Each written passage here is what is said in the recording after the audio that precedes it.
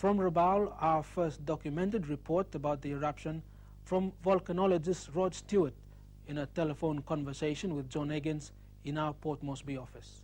The best comparison is actually the eruption of both Vulcan and Tverver in 1937. They both erupted at the same time, like we're having at the moment, and the size of this eruption is very comparable to the size of the 1937 eruption. Well, from where you are, I know that the observatory is right on a hill there somewhere. Can you see Rabaul Harbour? At the moment, I can only see about 20 metres away from the observatory. The whole town is covered in a thick blanket of grey ash that is being blown by the wind from both volcanoes towards us. So it is very difficult to actually see what is going on at the moment. Do you have any reports about lava flow at this stage? We don't have any reports of lava flows. During the early stages of the eruption, we observed it very carefully, and we did not see any lava flows. But we haven't been able to see the volcanoes for quite a while now, so we're not exactly sure what's happening. In Port Moresby, the wheels of government were set in motion. The Prime Minister, the Speaker of the National Parliament, Rabin Amaliu, and ministerial colleagues set out to see how it was really like over Rabaul.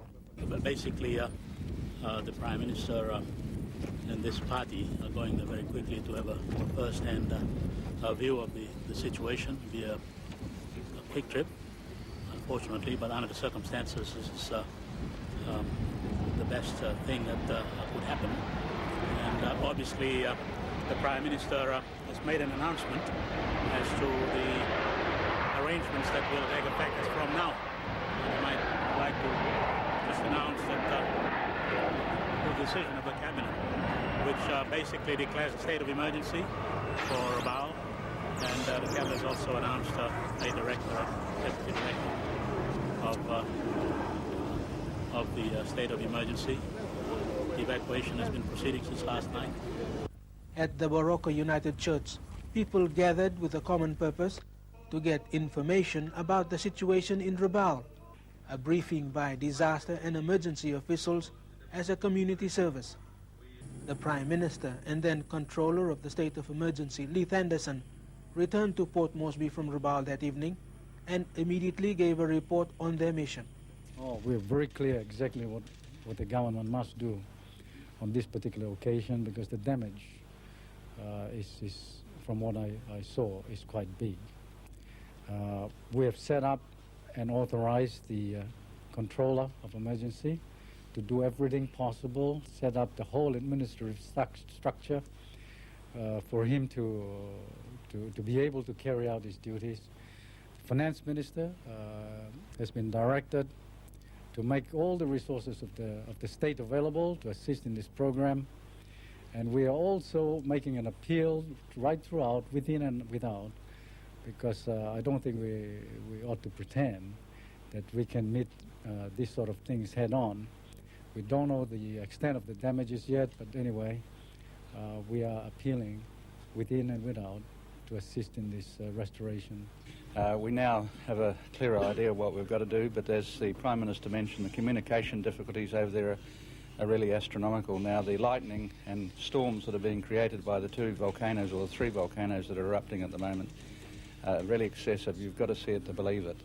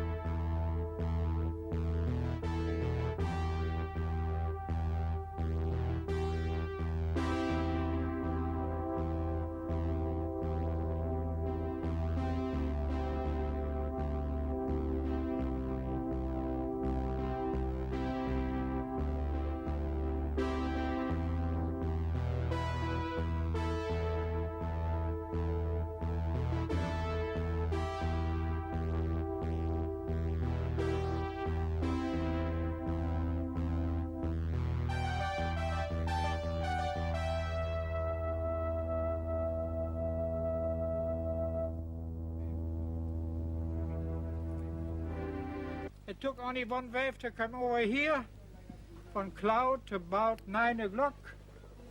Just coming here, over the place, and the rain started. Yes. We all were in church for about 2 hours. Did you pray? No, for sure we don't pray in church. But we couldn't see anything because it was too dark. It was midnight. Yes. Totally dark. So what did you say to them? I said nothing, keep quiet. And they start praying. Unlike the 1937 eruption, which claimed the lives of 500 people, deaths directly related to this disaster have been less than 10, although the element of surprise could have been the same. This volcano eruption has taken many people, all of us, by surprise. We were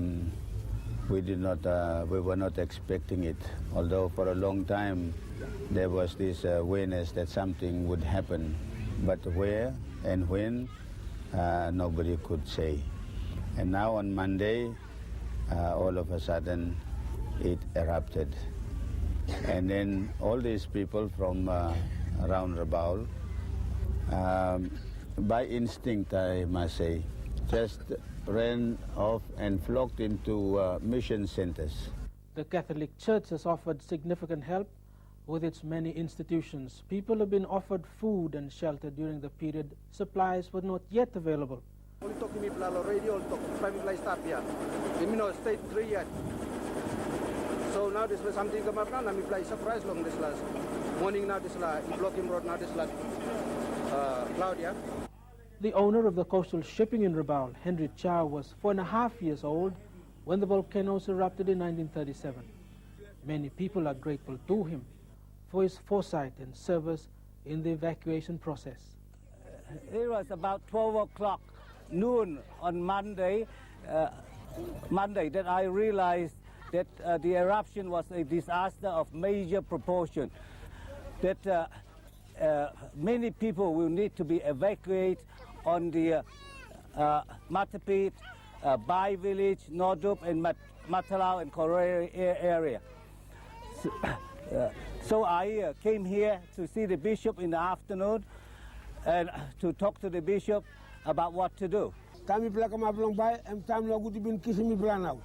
Wara one time gas na smoke, plus bin bagrab turu mi play bagrab al kata pikin ini, all meri all kata mal mi play, skin mi play bagrab long ground. Now boat long CP come down, lig dingi long kisi mal people go enough long 12 o'clock long night. CP pull up na mi play bin move come long muna popena, na play CP bin come. Stop na kisim sabla la mi bla.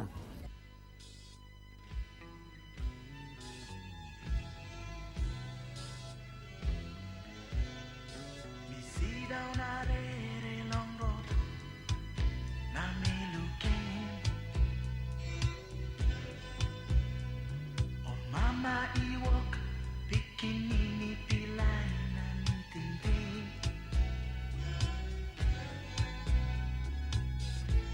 So small and by pied up by you me go away.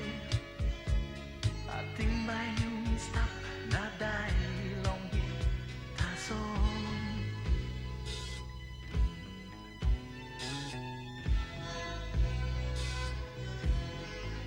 Some pele kissing balu, some pele kissing sit na only go.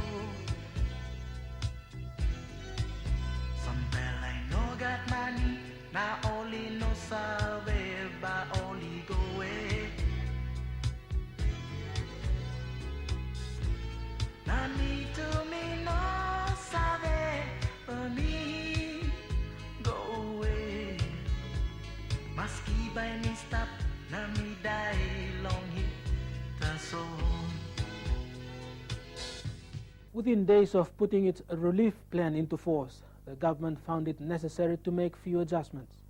Both Waigani and Rabaul had no cause for concern the week, even the day before the two volcanoes went off. By September 19th, the country was coming to the end of its 19th independence anniversary celebrations. Sir Julius Chen had been Prime Minister for only 20 days. His preoccupation at that time, how to hold coalitions together, the distribution of ministries, as well as Bougainville. The New Guinea Islands premiers had just finished a meeting on Matapit Island. One of their agenda items was secession. The night preceding the eruptions, what was one of many earth tremors the people of Rabaul had become accustomed to for many years, suddenly led to a potential volcanic eruption. Within a time space of about 12 hours, the urgency of the situation went from 1 to stage 3 alert. Back in Port Moresby, the Director General of the National Disaster and Emergency Services, Leith Anderson, who had been updated with situation reports, in turn kept people who needed to know informed. These included government agents and members of the diplomatic corps. During the night of Sunday, many people near the danger zone of the volcanoes moved to safer areas. The people's own sixth sense told them that this time something was going to happen. But during this time of uncertainty and to a greater extent anxiety, some people did not want to leave. Others were told to stay put near the danger zones. The people had a dress rehearsal of mass evacuation in 1984, some 10 years ago, when volcanic activity pushed the stage of preparedness to 3. But the elaborate evacuation plans and procedures had been 10 years too long. We had an excellent disaster plan there, but the cart got before the horse. Mother Nature decided to do its thing. Instead of, as it's done in most other countries in the world, when volcanoes got in on the act, our volcanoes decided to do it the other way around. Just like that, they went off. So your disaster plan was effectively negated. Everything, all the arrangements for picking up people and doing this and doing that, you know, they just went out the windows. While the set evacuation plans were not followed, the eruptions of Volcan and Tavuvu were not as deadly as before. They nevertheless damaged Rabaul town and displaced tens of thousands of people. At Waigani, the day of the eruptions, Sir Julius ordered an urgent cabinet meeting and declared Rabaul a state of emergency. Cabinet then appointed a ministerial committee headed by the Administrative Services Minister Paul Tohien, and also appointed Leith Anderson as the controller of the state of emergency. Mr. Anderson was given wide-ranging powers to provide shelter and relief supplies to the displaced people. The unexpected eruptions also threw off communication backups. The East New Britain Provincial Disaster Committee could not get a coordinated relief program going. On the afternoon of Monday the 19th, the Prime Minister, accompanied by Kokopo MP and Speaker Rabi Namaliu, and Leith Anderson, made a quick aerial visit of the devastated Rabaul. The next day, Tuesday, the Australian Parliament heard about the volcanoes through their Foreign Minister, Senator Gareth Evans. As to assistance more generally, our staff in Port Moresby and in the Rabaul vicinity are in close contact, as you would expect, with Papua New Guinea officials to determine in what areas we might be able to provide assistance in the current situation and the form it might take. At this stage, there hasn't been a request from the PNG government for assistance, but we anticipate that there will be a need for water filtration equipment, for temporary shelter, for water containers and food as short-term requirements. We have a Hercules aircraft on standby to respond with emergency supplies and, if needed, aircraft shuttle services as soon as these needs are confirmed. The request for assistance eventually went down to Australia, but in the days immediately after the eruptions, missions, mainly the Catholic Church and to an extent the United Church, were at the threshold of feeding and providing shelter for dozens of displaced families. They were looking after people in at least 4 different care centers. Archbishop Carl Hesse of the Catholic Church further opened up the Vunapope Hospital and even spent thousands of kina. Now, today, we have numbers in the vicinity of 100,000, but also for those people who are looking after other people, after the refugees, for those families who have double up or triple up the number of people living with them. 5 days later, outside assistance finally arrived at Tokua Airport. Australia and American Hercules planes brought in supplies, and our own members of the Defense Force were flown in to provide order. Given our well-rehearsed plans and our knowledge from past experiences, Vulcan and Tavuvu tested our preparedness and nearly won. While we rebuild or relocate Rabaul town, we will do so with the knowledge that not many people were killed this time. Volcanic eruptions, landslides, floods, frosts, droughts, and even diseases, this country cannot escape them. Our seemingly small Papua New Guinea can suddenly become big and difficult when disasters strike. Every province is vulnerable. There is one thing we should understand in all this. Under laws on disasters, there are provisions enabling provincial governments to set up disaster committees. Normally, they would be headed by the administrative secretary. Rabaul has always had a provincial disaster committee simply because of volcano threats. A lot of the other provinces don't have such committees. Now is the time to think about them.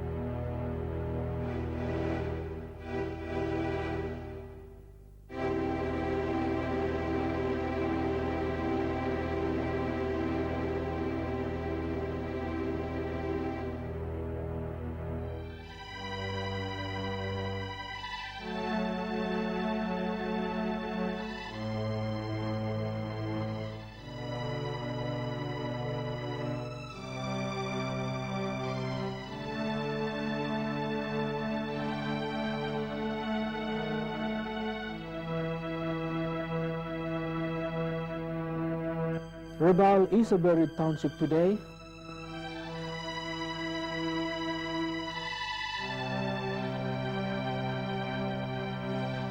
The Taburvur offloaded all her excess burden upon its length and breadth.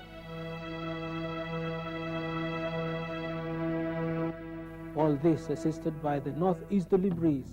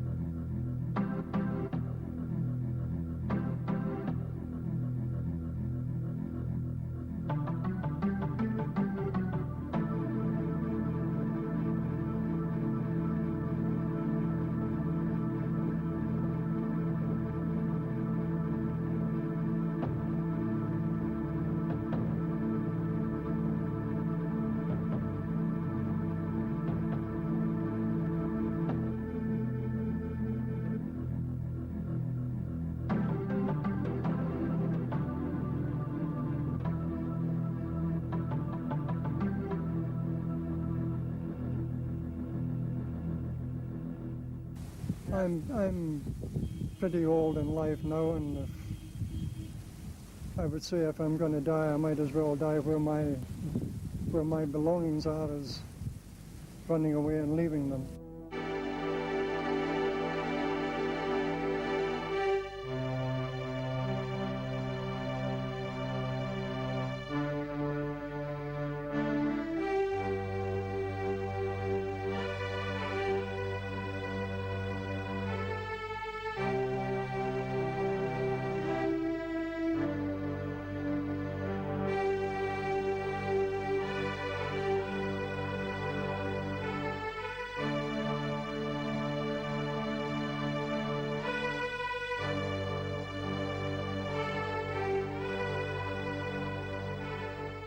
And Mr. Bata also made first contact with a group of 80 Matuket Islanders who had been unable to evacuate.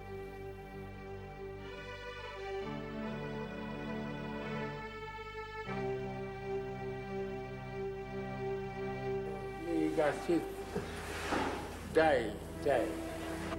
Just tell him that. How about these people?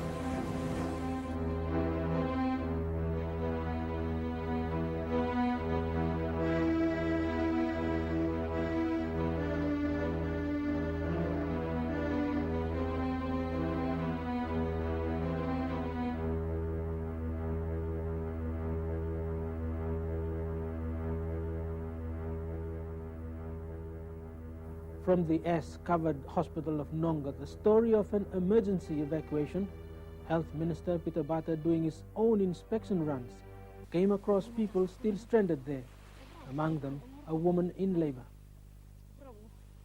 You come up. You come to the Bible rap.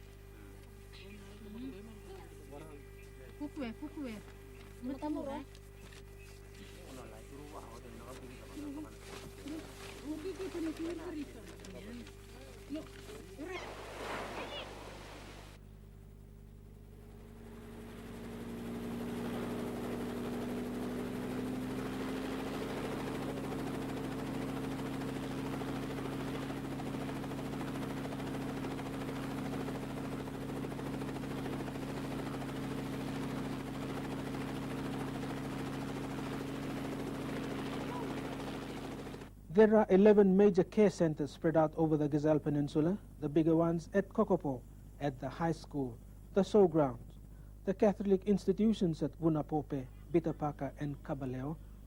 The North Coast has Live One, Lunga Lunga, Kabaira, Karavat, and inland at Vunadidir.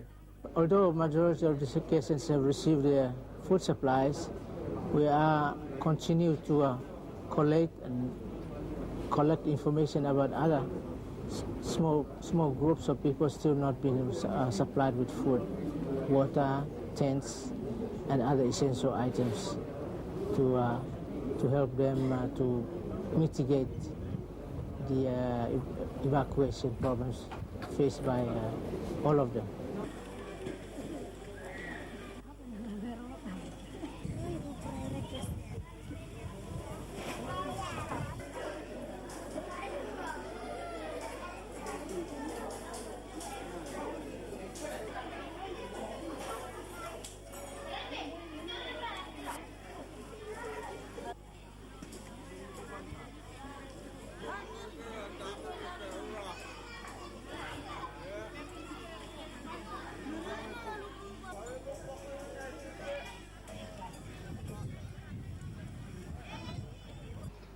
Long time, all people only walk long come long here. I think me at one time, some likely client blow me plan, me play been set him up, or some likely committee blow me plan. Long bit of pack community government yet. You know, got money talking me plan, that's all. Me play thing him, that's all. Na me play walk him. Na there's a committee, me play walk one time. Look out all people long sun, na long night one time. Now yet me play long time, long scale him, long way me play at stop. Na by all people long you only can stop one time hamamas, na all you can feel him sorry too much.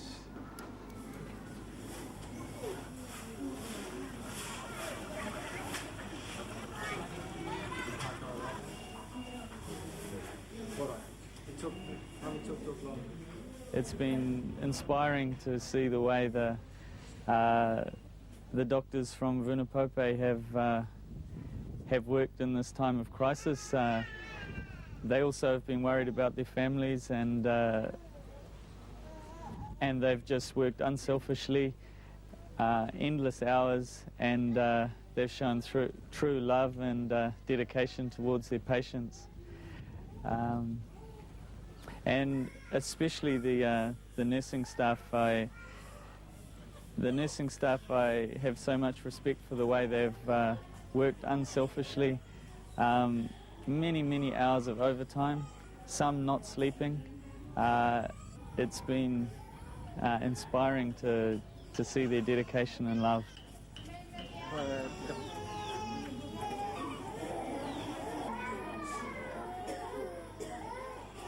As a Minister for Health, my first concern was the facilities here in Rabaul, whether or not they could cope with the situation. And instead of going to Port Moresby, I flew directly to Rabaul, getting here first light on Tuesday morning. Of course, I think you can understand with such a major eruption, there were a lot of things that were not going quite right. And I didn't imagine for one moment that I could correct these things. In fact, I'm not on the disaster committee. I'm simply responsible to the national government and to the people of Papua New Guinea to make certain that health facilities are providing the services they're supposed to. I guess being a helicopter pilot, it gave me a slight advantage in being able to move around very quickly, which we put to full use on Tuesday and on Wednesday to go around and check the health facilities in the Rabaul area. I attended the disaster meetings, and whilst there was some confusion, I think it's got to be said that the disaster committee over here were under a great deal of pressure. 10 years ago, they had plenty of time to prepare for an eruption that didn't happen. This time they had an eruption very quickly and no time to really prepare.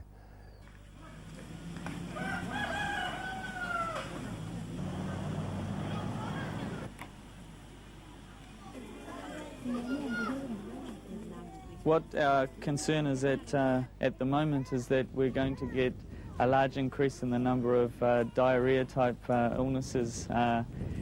There's been a lot of work on the public health, and especially from Dr. Melly Sampson, and we've tried to have toilets and fresh drinking water and food in all the care centres. So we're hoping to prevent a large increase in the amount of diarrhea. And as of yet, we haven't seen it, but that's my biggest concern at the moment. All the donations in cash and in kind have surpassed the $1 million kina mark, the United States alone chipping in over $700,000. This is where I leave you. Good night.